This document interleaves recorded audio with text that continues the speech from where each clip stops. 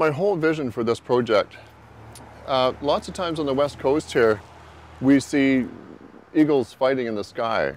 Their talons are locked, they're tumbling, and that's a big inspiration for this project because when this project is finished, there's going to be another eagle piled on top of this one.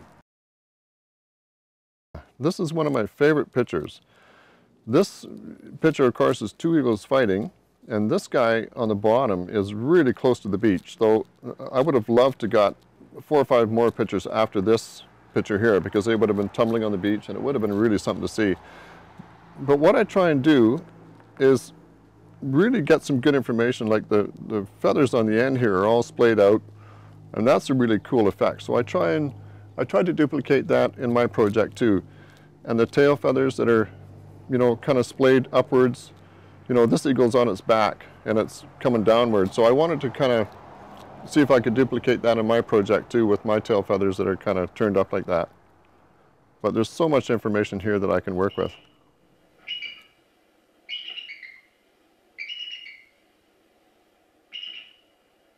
This is my biggest project to date. I've got a 10-foot wingspan on this project, and I use a few different types of cedar that we have in BC.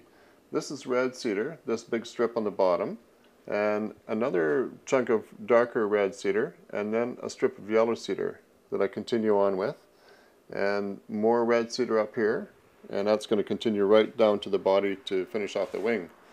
And the only other cedar that I use that we don't get in BC is the aromatic cedar, and that's from Tennessee. I need that, I get that shipped in.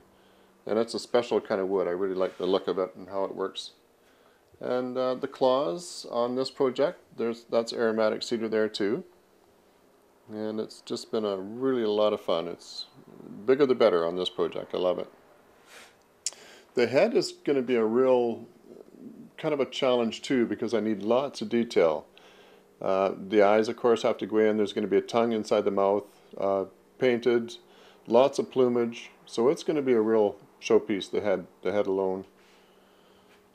And other than that, I need to not only put feathers on the front, but this is going to be such a big three-dimensional project that the whole back side of this project will be covered in feathers too.